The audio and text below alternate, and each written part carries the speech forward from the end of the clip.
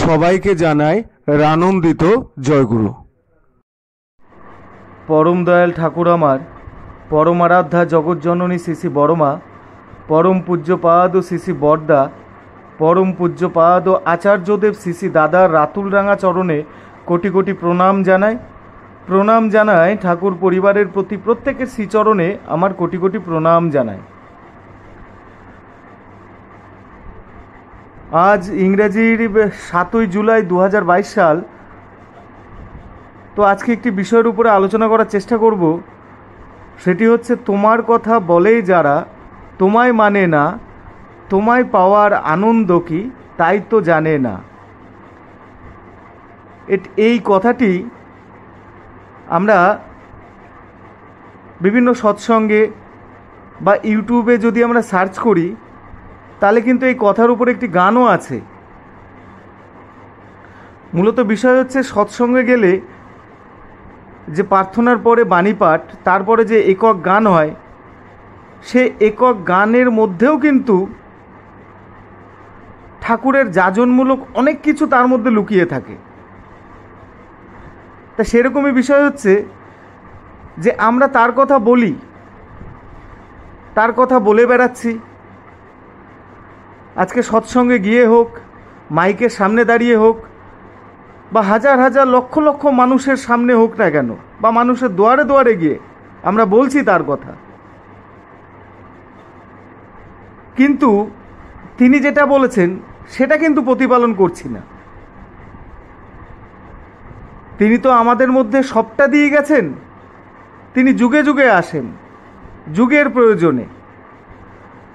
আর এবার তিনি কলির শেষে কল্কি অবতারে পরম দয়াল শ্রী শ্রী ঠাকুর অনুকূলচন্দ্র চক্রবর্তী রূপে এই ধরাধামে আবির্ভূত হন, এবং তিনি এবার এসে আমাদের মধ্যে সবটা দিয়ে গেছেন। তিনি কোনো কিছু বাদ দেননি আমাদের মধ্যে। তা মূলত বিষয় হচ্ছে যে আমরা বলছি তোমার কথা। আজকে যদি খেয়াল করে দেখা যায় যে বেশিরভাগই আজকে আমরা যারা ঠাকুরের চরণাশ্রিত, আমরা সৎসঙ্গে যাই, কেউ খুব ভালো গান গায়, বা কেউ খুব ভালো বাজায়, বা কেউ করতাল বাজায়, বা কেউ ভালো বক্তা, খুব সুন্দর বলছে ঠাকুরের কথা। বা আবার দেখা যাচ্ছে যে কারুর বাড়িতে বহু বছর ধরে মাসিক সৎসঙ্গ চলছে। এগুলো কিন্তু প্রায় প্রতিটা জায়গায় কিন্তু হয়। আবার দেখা যায় যে বেশিরভাগ মানুষ বলে যে ঠাকুরই আমার জীবনের সর্বস্ব, তিনি ছাড়া আমার কেউ নেই। আমি কিন্তু সবার কথা বলছি না, আমি বেশিরভাগ মানুষের কথা বলছি, যেটা প্রায় আমরা শুনি যে ঠাকুর তিনিই আমার সব, তিনি ভিন্ন এই দুনিয়াতে আমার কেউ নেই। এরকম কিন্তু তারা বলে যে ঠাকুরই তার জীবনের মুখ্য।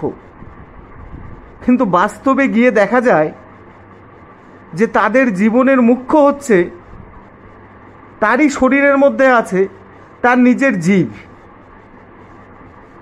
জিহ্বা হচ্ছে তার জীবনের প্রথম মুখ্য। তার কারণ হচ্ছে যিনি বর্তমান আচার্যদেব, তিনি এক সময় কথা প্রসঙ্গে তিনি বলছিলেন যে আমরা যাই খাই, আমরা নিরামিষ খাই বা আমিষ খাই, যাই খাই আমরা স্বাদটা কোথায় বুঝতে পারি? তাহলে স্বাদটা আমরা বুঝতে পারি একমাত্র জিভে। তরকারিতে যদি নুন বেশি দেয়, সেটা মুখে দেওয়ার পরে আমরা বুঝতে পারি। তাহলে বুঝতে পারি, বোঝার যন্ত্রটা হচ্ছে সেটা হচ্ছে আমার মুখের ভিতরে যে জিভ আছে, সেই জিভটা। নিরামিষ হোক আমিষ হোক, টেস্ট আমরা বুঝতে পারি মুখে দেওয়ার পরে। তাহলে যারা বলে বা বহু বছর ধরে বাড়িতে মাসিক সৎসঙ্গ দিচ্ছে, বা প্রথমেই বললাম ভালো একক গান গায় বা ভালো ইষ্ট প্রসঙ্গ করে, ভালো বক্তা বা বহু বছরের দীক্ষিত তারা, কিন্তু ঠাকুর আমাদের মধ্যে যে তিনি তো অসংখ্য অগণিত বাণী তিনি আমাদের মধ্যে দিয়ে গেছেন। তো প্রথম 5টা জিনিস, যজন যাজন ইষ্টভীতি স্বস্তৈনী সদাচার, তাহলে যজন যাজন ইষ্টভীতি পর্যন্তই আছে। স্বস্তৈনী সদাচার, স্বস্তৈনীর কথা বলতে গেলে বেশিরভাগ বাড়িতেই দেখা যায় যে এরকমই কথাটা আসে, যে সে বলে যে আমার স্বস্তৈনী নিতে খুবই ইচ্ছা করে, কিন্তু কি করব, আমার স্বামী ব্যাগরা দিচ্ছে, আমার ছেলেরা আছে, তো ছেলেরা এখন বয়সে ছোট, ওরা আর একটু বড় হয়ে নিক তারপরে স্বস্তৈনী নেব। আবার অপোজিটে দেখা যায় স্বামী বলছে যে আমার ইচ্ছা করে স্বস্তৈনী নিতে, কিন্তু আমার বউয়ের জন্য আমি নিতে পারি না, কিন্তু আমার বাচ্চা কাচ্চা ছোট তো, আর একই বাড়িতে থাকি, একই সাথে খাই, তা সেই জন্য আমার নেওয়া ইচ্ছা থাকলেও আমি নিতে পারছি না। তাহলে মূলত বিষয়টা হচ্ছে যে আমাদের মুখ্য, কিন্তু যারা এই কথাটা বলে তাদের মুখ্য হচ্ছে নিজের জিভ, আর সেটা তো পরিষ্কারভাবে বলা যায় না। তখন কি হয় যে পরিবারে কারণ না কারণ নাম দিয়ে যে এর জন্য নিতে পারছি না। যেরকম একটা জিনিস যদি খেয়াল করি তাহলে কিন্তু এই জিনিসটা দেখা যায় যে ঠাকুরকে আমরা বাড়িতে দুবেলা হোক 3 বেলা হোক আমরা ঠাকুরের সামনে কিন্তু ভোগ দিই। ভোগ বলতে ফল মিষ্টি যাই হোক আমরা দিই। তা কিছু কিছু মানুষকে খেয়াল করলে দেখবেন সে যেটা পছন্দ করে সেটাই কিন্তু বাজার থেকে কিনে নিয়ে আসে, কিনে নিয়ে এসে ঠাকুরকে দিল।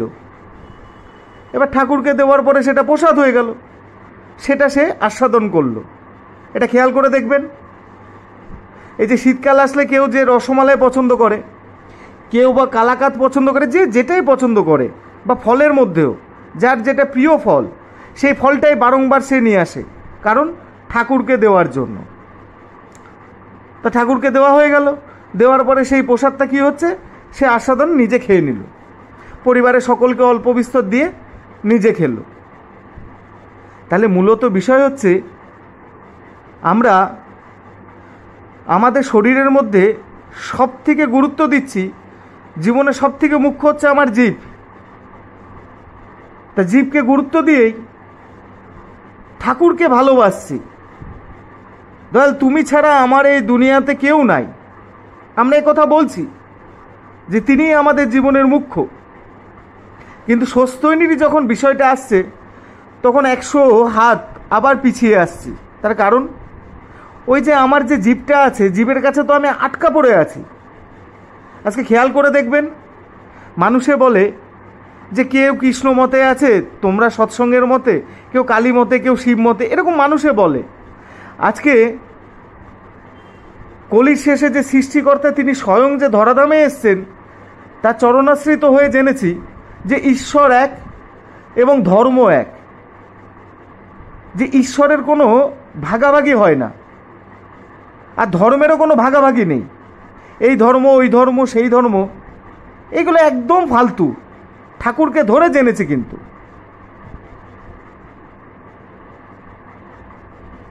আজকে পরম দয়াল শ্রী শ্রী ঠাকুর তিনি পূর্বে যে রূপ ধরে যে যুগে তিনি এসেছিলেন, আজকে যারা তার পূর্বের সেই যুগের তিনি যে রূপ ধরে এসছেন সেই রূপকে যারা আরাধনা করছেন, সেই রূপ যাদের ইষ্ট, আজকে খেয়াল করে দেখুন,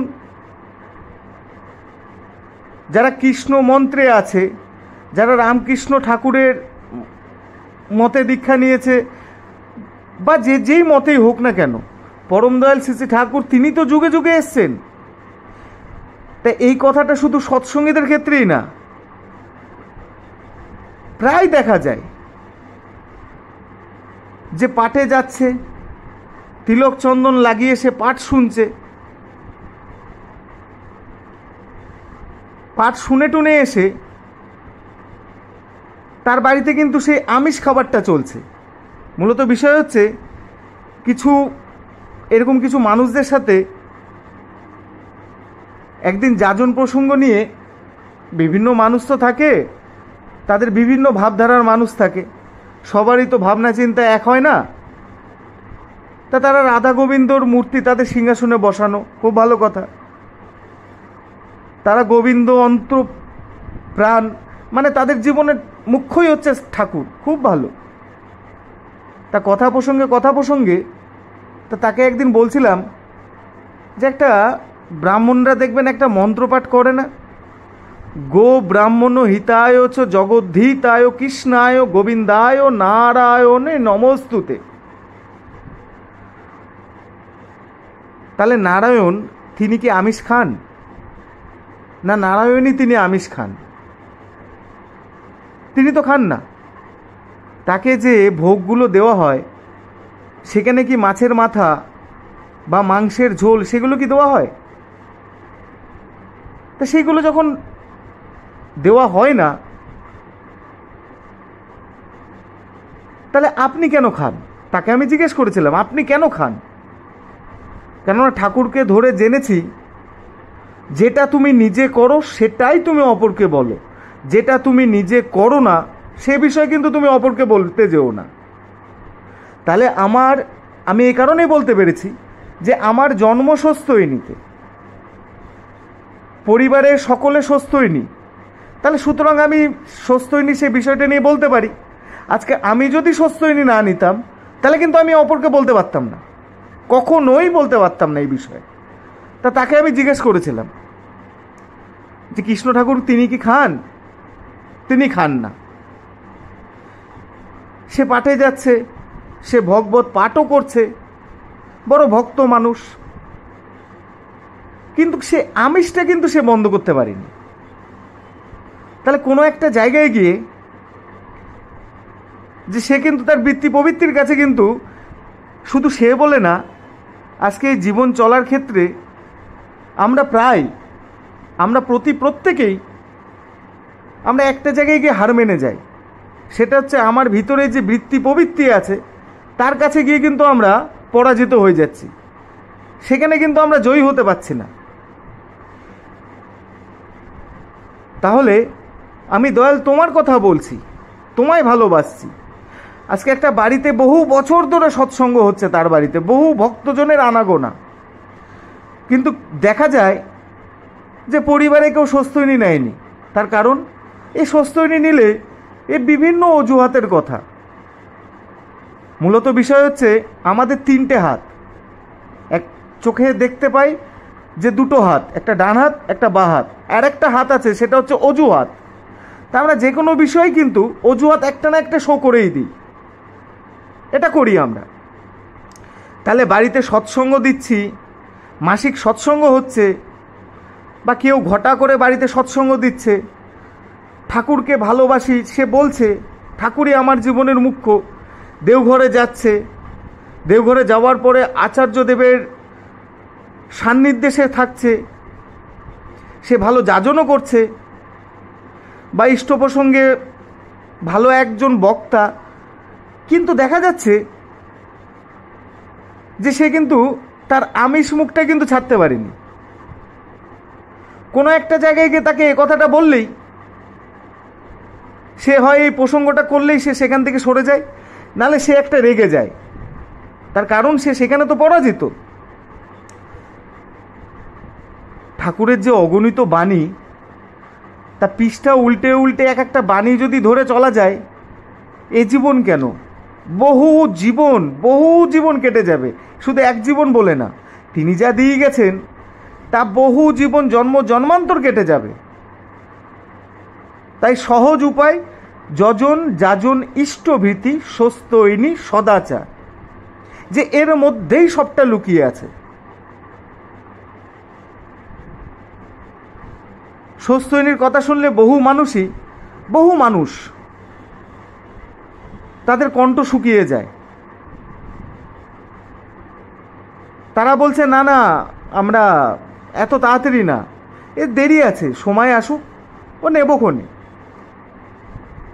তো মূলত বিষয় কি জানেন? আমি যেটুক বুঝি, হয়তো আমি ভুলও বলতে পারি, তার কারণ হচ্ছে ঠাকুরকে ধরে নিজের বাস্তব জীবনে চলার মধ্যে থেকে যেটুক বুঝি সেটুকুই তুলে ধরার চেষ্টা করি।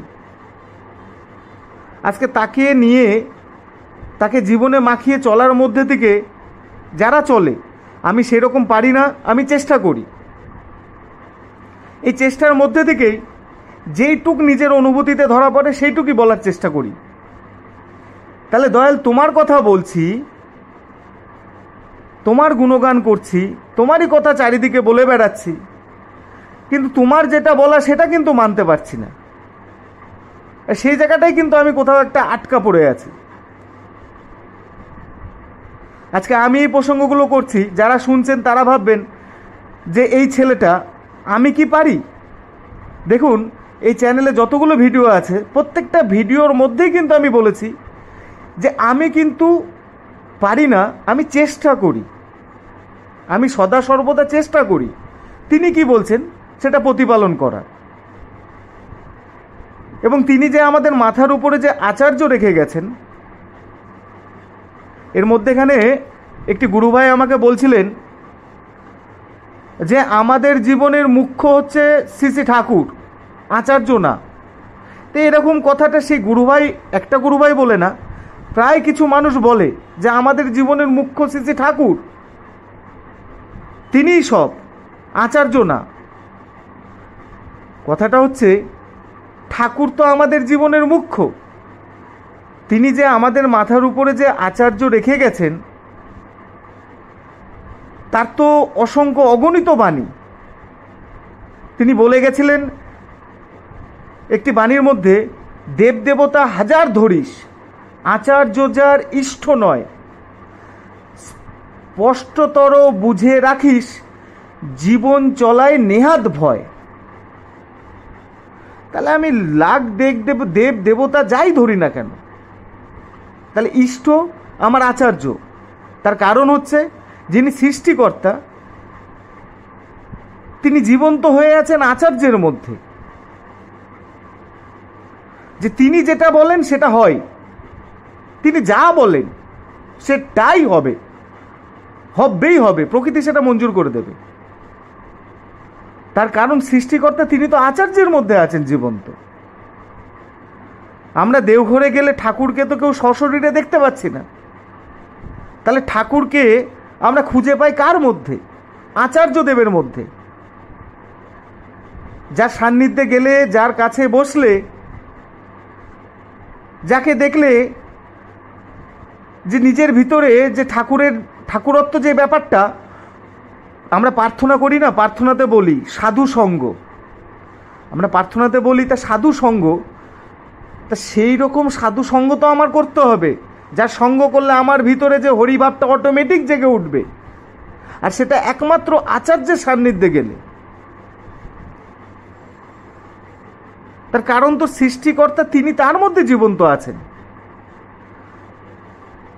আর আচার্যদেব তিনি তো সর্বদা ঠাকুরেরই কথাগুলো বলছেন, তিনি তো নিজের ব্যক্তিগত কথা বলছেন না।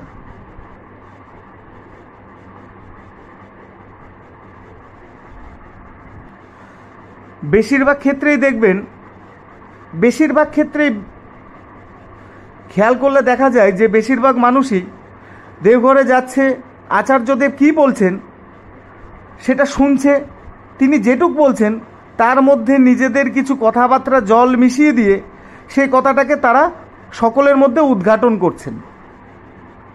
খেয়াল করে দেখবেন যে বেশিরভাগ জায়গায় এই জিনিসটা দেখা যায়।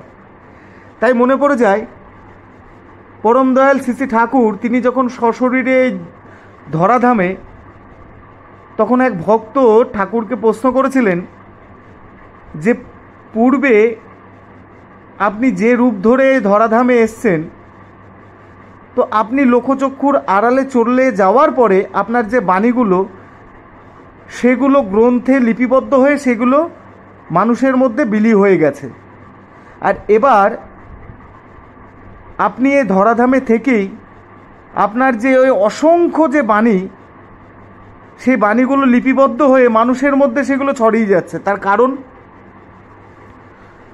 তাই কথাটা যখন ঠাকুরকে তিনি বললেন, তো তখন একটি বিষয়ে আলোচনা হচ্ছিল। তা সেখান থেকে 5টা ভক্ত ঠাকুরকে প্রণাম করে সেখান থেকে উঠে তারা তাদের গন্তব্যের দিকে রওনা দিয়েছে। তা তিনি এই প্রশ্নটা করায় ঠাকুর সেই 5 জনকে ডেকে পাঠালেন। সে 5 জনা আসলো। তা ঠাকুর প্রশ্ন করলেন যে এইমাত্র যে বিষয়ের উপরে আলোচনা হচ্ছিল, তোরা সেটা শুনেছিস? তারা মাথা নাড়লেন, আগে হ্যাঁ। বলে, কি বিষয়ে আলোচনা হচ্ছিল?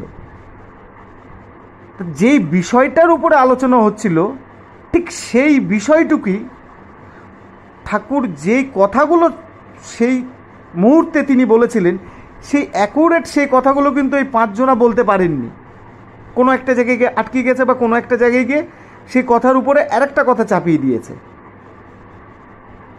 তাই ঠাকুর বললেন, সেই জন্যই তিনি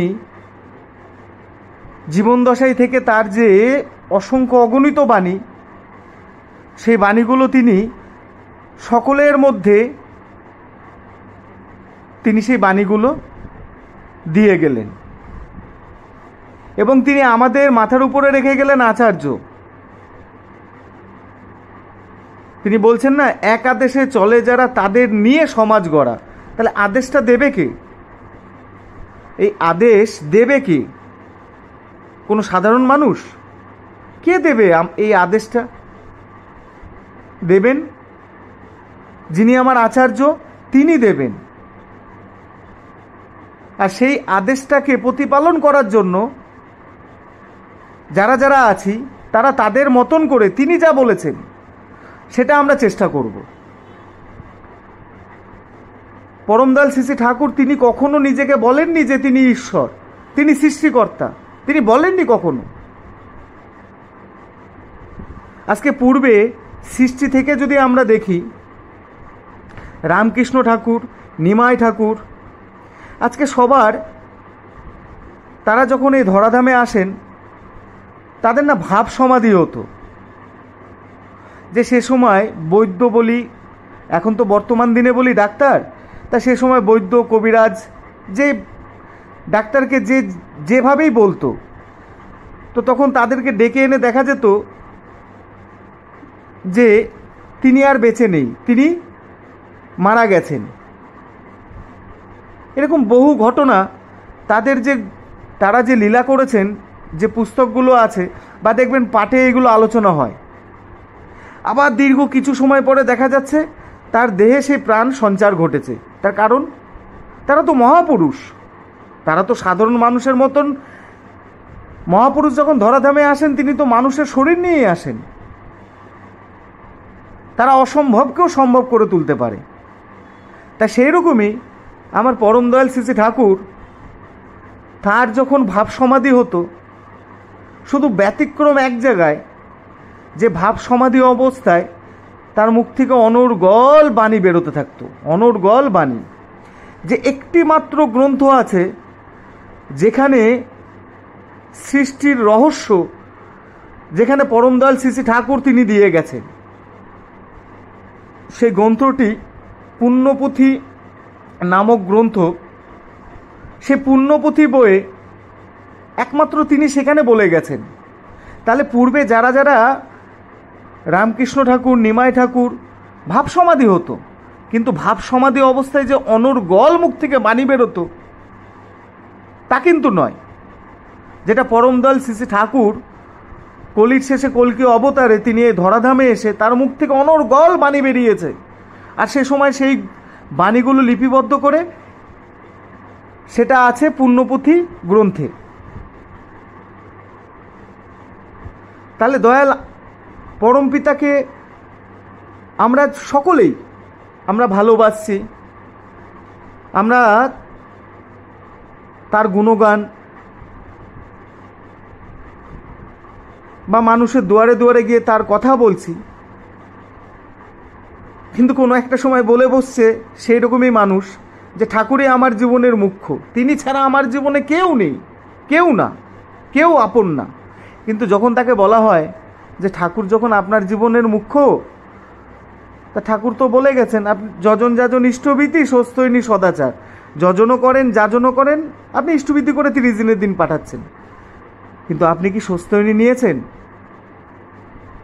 তা স্বস্তৈনীর কথা বললেই সে তখনই 100 হাত পিছিয়ে পড়ে। তখনই তার হয় সেখান থেকে উঠে চলে যায়, নাহলে ভীষণ রেগে যায়, বলে এখন না, দেরি আছে। তাই বিষয়টা হচ্ছে আমরা তোমার কথা বলছি, তোমার গুণগান গাইছি, কিন্তু তুমি যা বলে গেছো, এই যে মধ্যেখানে যে করোনার জন্য আমরা সকলেই জানি যে দীর্ঘ 2 বছরের উপর যে করোনার মতন ব্যাধিটা সারা বিশ্ব জুড়ে ছিল, যে লকডাউনে আমরা সকলে যে বাড়িতে ছিলাম, তা সে সময় না অনলাইন সৎসঙ্গ হতো। তা অনলাইন সৎসঙ্গে শুধু ভারতবর্ষ না, এই সারা বিশ্বের মধ্যে যে ঠাকুরের কর্মী একনিষ্ঠ কিছু ভক্তদের আমরা ইষ্ট প্রসঙ্গগুলো শুনতে পেরেছি। তা সেখানে আমি নামটা ভুলে যাচ্ছি তার, তিনি সম্ভবত ক্যানাডায় থাকেন, তিনি একটা বৈজ্ঞানিক। তা তিনি তার আলোচনাটা ইষ্ট প্রসঙ্গ শুনছিলাম।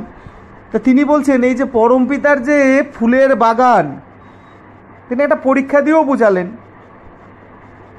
তিনি বলছেন যে আমরা যখন পরীক্ষা দিই, উদ্দেশ্য তো পাশ করা, আবার কেউ চাই যে আমি ভালো রেজাল্ট করে পাশ করব, আবার কেউ বা চাই যে আমি স্টার পাবো, লেটার পাবো, আবার কেউ বা ভাবে আমি ঘষে মেজে যাই হোক পাশ করতে পারলেই হলো। তাই বলছেন যে পরমপিতা তিনি আমাদের মধ্যে যা দিয়ে গেছেন,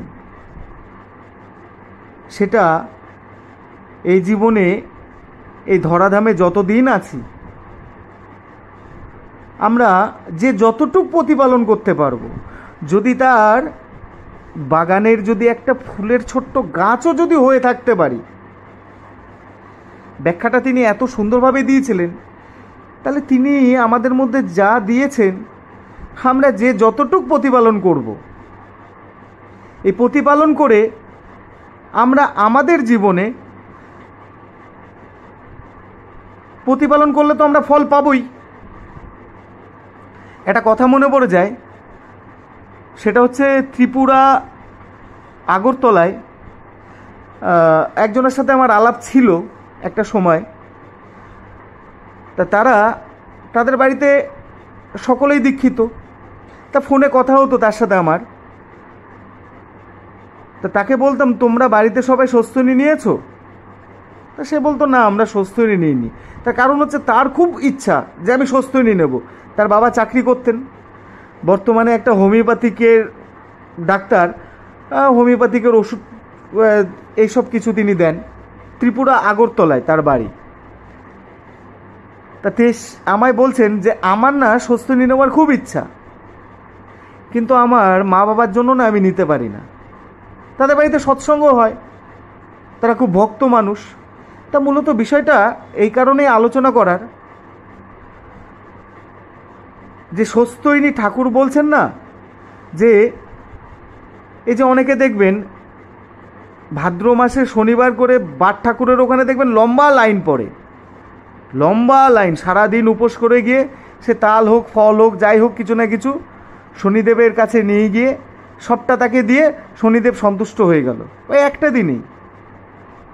বা এই যে যা কিছু ব্রত আছে, তাই তিনি বলছেন যে যাই ব্রত করি না কেন, স্বস্তিনীর উপরে মহাব্রত পৃথিবীতে কিচ্ছু নাই, কিচ্ছু নেই, যে সেটা প্রতিপালন করলে তার জীবনে উন্নতি হবেই হবে, হবেই।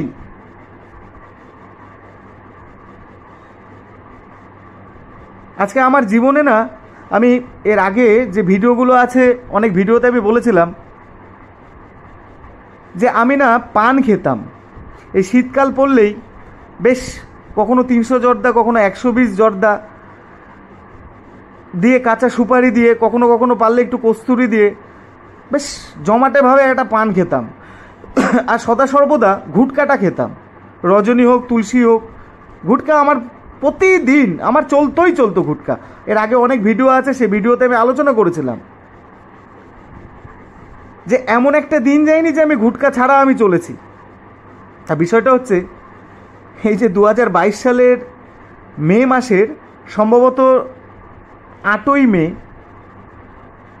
মে সন্ধ্যার পরে নাটমণ্ডপে যখন আচার্যদেব বসে আছেন, তার কারণ হচ্ছে দেওঘরে এর আগের ভিডিওতে বলেছিলাম যে আমি অক্ষয় তৃতীয়ার দিনকে ঠাকুরবাড়ি গেছিলাম এবং দীর্ঘ 11 দিন ছিলাম। তো যিনি নদিয়া জেলার দায়িত্বে ছিলেন তিনি আচার্যদেবের কাছে নিবেদন করেছিলেন যে আমি যেন অন্নভোগটা যেন শিখি। তা আচার্যদেব তিনি আমায় বলেছিলেন যে তুই ফলভোগটা দেওয়া শেখ। তা ফলভোগটা শিখেছিলাম, কিন্তু মনের ঘরে একটাই ভাবনা ছিল আমার, যে যিনি নদিয়া জেলার দায়িত্বে আছেন আমার অতি শ্রদ্ধেয় জ্যোতির্ময় চৌধুরীদা, আমি ওনাকে বলেছিলাম দাদা আপনি বলছেন শিখতে, আমি শিখে রাখবো, কেননা ব্রাহ্মণ ঘরে জন্মেছি এ জীবনে, সামনের জীবনে কোন ঘরে জন্মাবো জানি না। জানেন হচ্ছে কে? সৃষ্টিকর্তা, আর জানেন আচার্য, আর সেটা নির্ভর হবে আমার কর্ম অনুযায়ী। তা আমি শিখে রাখছি, কিন্তু কোনো মন্দিরে কিন্তু ফিক্সড হতে পারবো না, আমি ওনাকে বলেছিলাম। তার কারণ হচ্ছে সারাদিন বলেন যাজন করতে, অর্থ সংগ্রহ করতে, যেটা বলেন আমি পারি না, কিন্তু ওইটা আমার খুব ভালো লাগে। তাই এটা বলায় তিনি বলেছিলেন ঠিক আছে, যিনি আচার্যদেব আছেন তিনি যা বলবেন। তা বিষয়টা এই কারণেই বলা যে তিনি যখন আমার ট্রেনিং হয়ে গেল, ওনার কাছে নিবেদন করায় তিনি আমায় ডেকে বিভিন্ন কথা প্রসঙ্গের মধ্যে থেকে তিনি আমায় বললেন, এই তুই পান আর গুটকা খাস তো? আমি বললাম আগে। তা তুই যে ওগুলো খাস, ওগুলো খেয়ে যখন ঠাকুরের ভোগ দিবি, ঠাকুরের ভোগ দেওয়ার সময় তোর মুখ থেকে যদি ওগুলো ছিটকে পড়ে। তিনি বলেছিলেন এই কথাটা। তা জানেন 8ই মে 2022 সালের আমি না ওই নাটমণ্ডপে বসে আমার আচার্য দেবের সামনে আমি ওখানে ওই দিনই বসে প্রতিজ্ঞাবদ্ধ করেছিলাম যে আর জীবনে কোনো দিনও পান আর গুটকা জীবনে মুখে দেবো না। সেই 8ই মে, আর আজকে হচ্ছে 7ই জুলাই। ওই সেই দিন সন্ধ্যার পর থেকে এখনও পর্যন্ত একবারও একটা পান বা একটা গুটকা আমি কিন্তু মুখে দিইনি। কিন্তু ওই 8ই মে সন্ধ্যার খানিকক্ষণ আগেও পাশেই যে দোকানটা ছিল সেখান থেকে একটা রজনী আর তুলসী কিন্তু আমি খেয়েছিলাম, ওটাই আমার লাস্ট খাওয়া। তিনি আমায় এই কথাটা বলেছিলেন। আমি ওখানে বসেই প্রতিজ্ঞাবদ্ধ যে আমি জীবনে কোনো দিন খাবো না পান বা গুটকা, আমি খাবো না। তা না খেয়ে তো দেখছি প্রথম একটা অস্বস্তি ভাব তৈরি হয়েছিল যে আমি তো ঠিক আছি। তার মূলত কারণ যে এই যে সাধু সঙ্গ, যে আমার এমন একটা মানুষের সঙ্গ করতে হবে। পরমদয়াল শ্রী ঠাকুরকে বহু ভক্তজন প্রশ্ন করেছিলেন যে ঠাকুর আগেকার সময়ে মানুষ যা চাইতো, যা ভাবতো তাই হতো, তা বর্তমানে হয় না কেন?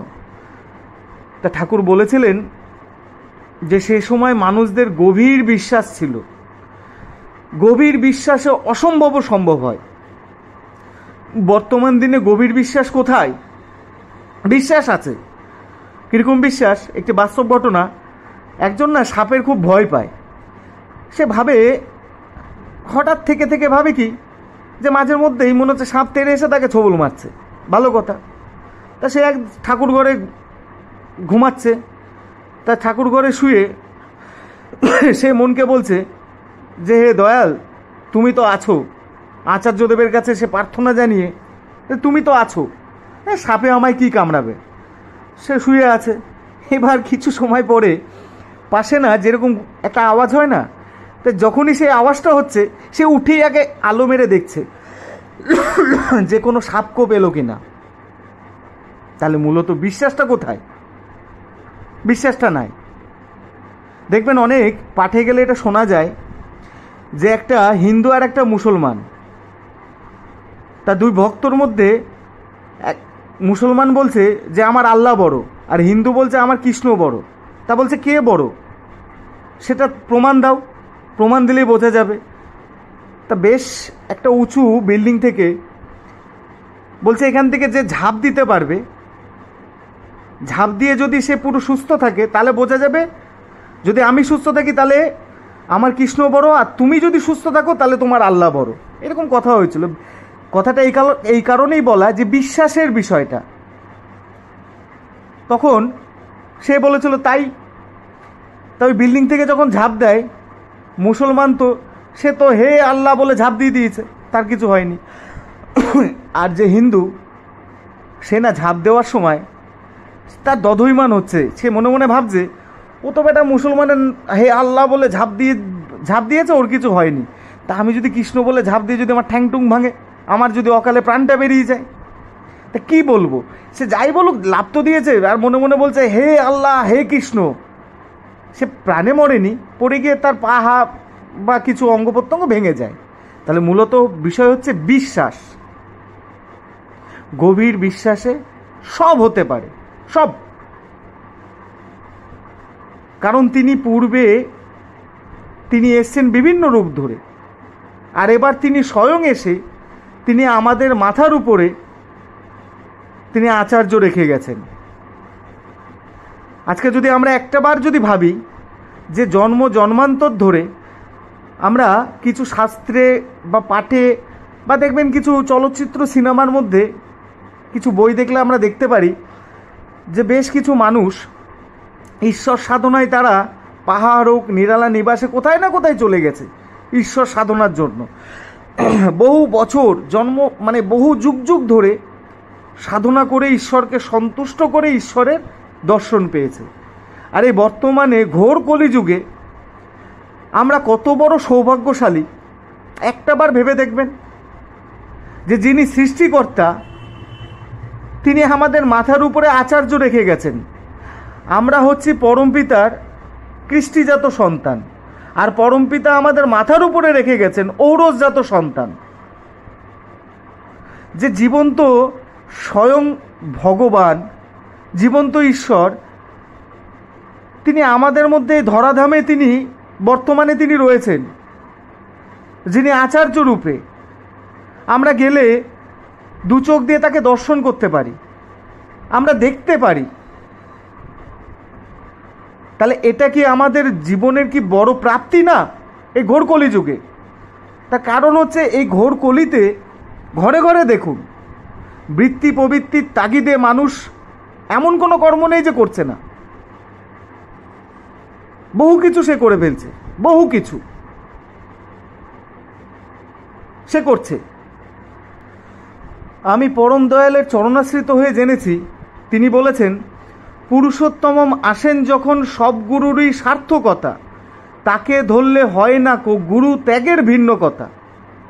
তাহলে তাকে ধরলে একটা মুসলমান কিন্তু সে মুসলিম ধর্মটা তার জীবন থেকে কিন্তু সরে যাবে না।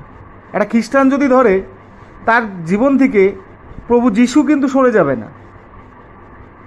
তাহলে আরও সেই জিনিসটা তার জীবনে মজবুত হয়ে উঠবে। তিনি সবটা পরিপূরণ করে দিয়ে গেছেন। তাই মূলত বিষয় হচ্ছে যে আমরা তার গুণগান করছি, তার কথা বলছি, তার আলোচনা করছি, কিন্তু তিনি যা বলে গেছেন, তিনি যে নিয়ম বিধিটা দিয়ে গেছেন, সেটা প্রতিপালনের বেলায় কিন্তু আমাদের সেখানেই কিন্তু দুর্বলতা, সেই জায়গাটাই ঠিক মতন করে উঠতে পারছি না। তাই তো বর্তমান আচার্যদেব তিনি কথা প্রসঙ্গে তিনি বলছিলেন যে মানুষ সব কাজটা ঠিকঠাক মতন করে।